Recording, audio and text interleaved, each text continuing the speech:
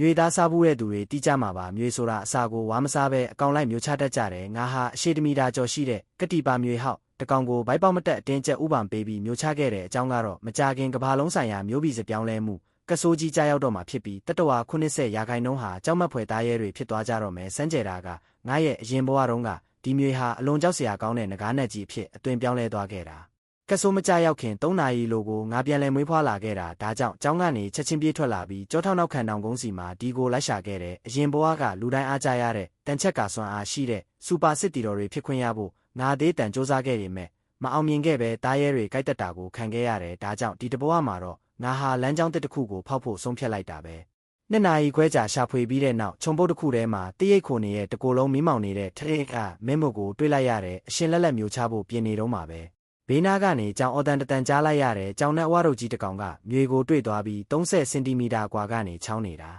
ချက်ချင်းဆိုသလိုမြေနဲ့ကြောင်တက်ပွဲဖြစ်ကြပြီးခဏအကြာမှာတော့မြေကအရေးနှိမ့်ပြီးအသက်ငင်နေရှာပြီးကြောင်နဲ့ကြီးကဝါမျိုးဖို့ပြင်နေတဲ့အချိန်မှာပဲငါကခြုံထဲကနေဝုန်းခနဲ့ခုံထွက်လိုက်တဲ့ကြောင်နဲ့ကြီးလမ်းဖြတ်ပြီးထွက်ပြေးသွားတော့တာပေါ့ငါချိန်ကိုကြည့်လိုက်တော့16နာရီ59မိနစ်တော်သေးတယ်အချိန်မီသေးတယ်ကဘာပြတ်ဖို့စက္ကန့်30ပဲလိုတော့တယ်ငါအသက်ကိုပြင်းပြင်းရှူပြီးနောက်ဆုံးစက္ကန့်20အလိုမှာအရှိတမီတာကျော်ရှိတဲ့ကိုပါးဆက်ကြီးအကျယ်ကြီးဖွင့်ပြီးအတင်းမျိုးချပြလိုက်တဲ့အန်ချအင်းစိတ်ကိုအောင်ဤထားရပြီးမြေကြီးငါးပိုက်ထဲမှာလူးလွန်ရုံကန်နေတာကိုခံစားနေရတော့ကောင်းကင်ကနေစမ်းကြဲရဲ့အလင်းတန်းတွေဖြတ်တန်းသွားပြီးကဘာပြက်ကက်ကြီးစတင်ပါတော့တယ်တစ်ချိန်တည်းမှာပဲငါးပိုက်ထဲကမြေကြီးဟာမိမြေတကောင်လိုပူလောင်လာပြီးငါးခန္ဓာကိုယ်နဲ့စတင်ပေါင်းဆက်သွားတော့တယ်ရုတ်တရက်ငါဦးနောက်ထဲမှာကလေးငယ်တယောက်လိုအတန်လေးထွက်ပေါ်လာတယ်တခင်ကျွန်တော်ကတခင်မျိုးချလိုက်တဲ့မြတ်ပါတခင်ကအနာဂတ်ကနေပြန်လဲမွေးဖွားလာသူလားတခင်မှတ်ညံတဲ့ကအနာဂတ်ကကြောက်စရာကြီးပဲကျွန်တော်ကအဲ့ဒီလောက်တောင်စွမ်းထက်တာလာ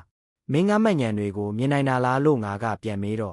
့ဟုတ်ကဲ့တခင်အခုဆိုကျွန်တော်တို့ကတသားတည်းဖြစ်သွားပါပြီဒါပေမဲ့ခနာကိုထိန်းချုပ်မှုကတခင်စီမှာပဲရှိပါတယ်ကိစ္စမရှိဘူးငါတို့အတူတူအရင်ဘဝကထက်ပိုတန်မာအောင်လုပ်ကြမယ်မင်းနာမီကိုရှောင်ရောင်လုပ်ပေးမယ်အဲ့ဒီအချိန်မှာပဲအဝေးကနေတားရဲဟောက်တန်ကြီးကြားလိုက်ရတယ်မောကြည့်လိုက်တော့အစောနာကကြောင်နဲ့ကြီးဟာကြောရိုးတွေထောင်ထွက်နေတဲ့တားရဲကြီးအဖြစ်ပြောင်းလဲသွားပြီးငါးစီကိုခုံအုပ်လာတယ်ငါကကဲ့ရဲ့ပြုံးလိုက်ပြီ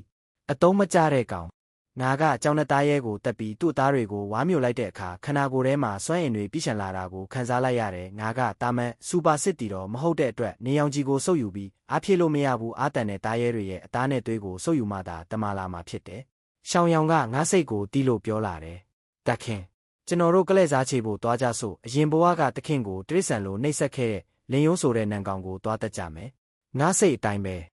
ငါတက်မဲ့ကောင်ကဘီလီယံနာသူထေးကြီးရဲ့သားအဖိုးဖြစ်သူကလည်းစစ်တပ်ကအာဏာရှိသူပဲကဆိုးကြီးစတင်ပေမဲ့3နာရီအတွင်းမှာတော့တားရဲတွေအများကြီးထွက်မလာသေးဘူးကျောင်းပေါက်ဝကိုငါရောက်သွားတဲ့အချိန်မှာတကိုယ်လုံးဆံမင်ဖြူတွေနဲ့အင်ဂျီပလာရင်ဘက်မှာလည်းငကားတက်တူးကြီးနဲ့မို့လို့ကျောင်းသားတွေအံ့နာပြီးဝိုင်းကြည့်နေကြတယ်မကြခင်မှာပဲရန်သူလူလင်ယုံကသူထေးသားသူငယ်ချင်းတစုနဲ့ကျောင်းထဲကထွက်လာတဲ့အရင်ဘဝကကဘာပြတ်တော့သူတို့လို့ဖို့ငါ့ကိုတားရဲတွေစီတွန်းပို့ခဲ့လို့ငါလက်ချောင်း3ချောင်းဆုံးရှုံးခဲ့ရတာကိုတတိယပြီးငါမျက်နှာမှာရက်ဆက်တဲ့အပြုံးတစ်ခုပေါ်လာတယ်သူထေးသားတယောက်ကငါ့ကိုမြင်တော့ဘယ်ကအကောင်လဲလမ်းဖယ်ဆန်ခွေးကောင်လို့လာអော်တယ်ငါကစကားတခုမှမပြောပဲလင်ယုံရဲ့လေပင်ကိုဘလက်နဲ့ညှစ်ပစ်လိုက်ပြီးသူ့ခြေထောက်ကိုနင်းချိုးပစ်လိုက်တယ်လင်ယုံတစ်ချက်អော်ပြီးတတိမေ့သွားတော့တာပဲလုံကြုံရေးတွေကလျှက်စစ်တုပ်တွေနဲ့ဝင်လာပေမဲ့ငါကလက်ဝါးတစ်ချက်ထဲနဲ့လွင့်ထွက်သွားအောင်ရိုက်ချလိုက်တယ်ဘေးကចောင်းသားတွေကိုကြည့်ပြီးငါပြောလိုက်တယ်အားလုံးလူစုခွဲကြတော့မင်းတို့တဲကအနှဲငယ်ပဲနောက်တနာရီဆိုအသက်ရှင်တော့မှဒီကောင်တွက်စိတ်ပူမနေကြနဲ့ညနေ6နာရီရောက်တဲ့အခါတကယ်ကဘာပြက်ကက်ကြီးရောက်လာပြီးမြို့နက်မှာအော်ဟစ်တန်တွေပြည့်နေနေပြီးလူတွေဟာပြင်းရင်လွှားရင်ခေါင်းတွေကွဲကတားရဲတွေအဖြစ်ပြောင်းလဲကုန်ကြတယ်တစ်ပင်တွေကလည်းလူတွေကိုလမ်းဖမ်းပြီးဝါမျိုးကုန်ကြပြီ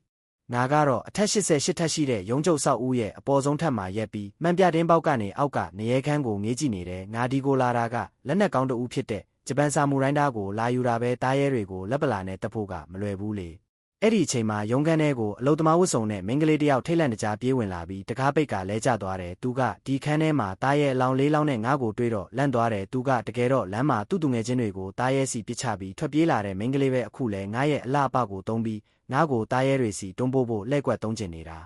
ာတကားကိုတားရဲတွေလာထုတဲ့အခါငါကတကားဖွင့်လိုက်ပြီးဝင်လာတဲ့တားရဲနှစ်ကောင်ကိုဆာမူရိုင်းသားနဲ့တစ်ချက်တည်းခေါင်းပြတ်အောင်ခုတ်ချလိုက်တယ်မင်းကလေးကငါစွမ်းကိုမြင်တော့အဝတ်စားတွေချွတ်ပြီးကျမကိုခေါ်သွားပါနင်းစိတ်ကြိုက်ဘာမဆိုလှုပ်ခွင့်ပေးမယ်လို့လာပြောတယ်ငါကသူ့ကိုဆက်ဆုပ်စွာကြည့်ပြီးဖဲစမ်းကဘာပြက်နေတဲ့အချိန်မှာမင်းလိုမိမ့်မပြက်ကအတုံးမဝင်ဆုံးပဲလို့ပြောပြီးတက်လေကားပြင်မှာပိတ်ထားခဲ့ကအောက်ထပ်ကိုဆင်းခဲ့တယ်တက်လေကားပွင့်တော့ဝင်လာတဲ့တားရဲလေးကောင်ကိုလည်းအလွယ်တကူခုတ်ထွက်ခဲ့တယ်ငါရဲ့ရီမန်းချက်ကမြေအောက်ကောင်းတစ်ခုကိုသွားသိမ်းဖို့ပဲအဲ့ဒီကောင်မှာစူပါစစ်တီတော့6ယောက်9ယောက်ရှိတာကို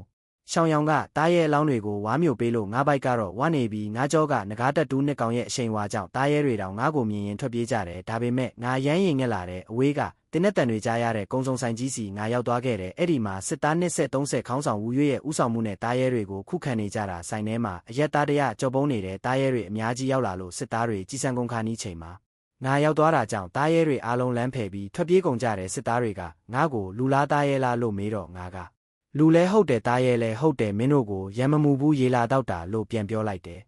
ငါကုံစုံဆိုင်ထဲဝင်ပြီးရေခဲတစ်တာတဲ့ကရေတန့်ဘူးတွေကိုတပူးပြီးတပူးတောက်လိုက်တာ20ကျော်မှဗိုက်ပြေသွားတဲ့အားလုံးကငါ့ကိုမိမောကြည့်နေကြတော့ကျောင်းသားတယောက်ကထော်ရဲသူ့လက်ဖွားမှာကျဲကိုပွင့်ပုံစံပေါ်လာပြီးသူ့တကိုယ်လုံးမှာအနက်ရောင်တန်ချက်ကဝတ်စုံပေါ်လာခဲ့တယ်သူကစူပါစစ်တီတော့အဖြစ်နိုးထလာတာပဲ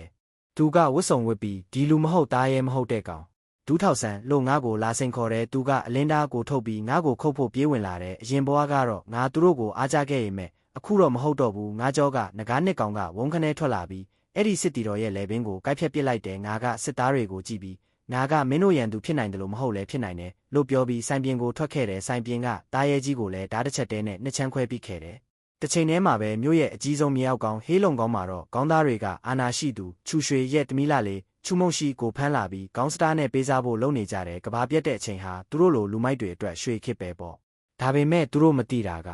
လူသားတစ်ပိုင်းတားရဲတစ်ပိုင်းဖြစ်နေရဲ့ငါကသူတို့ကောင်းကိုတက်ဖြတ်ပစ်ဖို့ရောက်ရှိလို့လာပါပြီ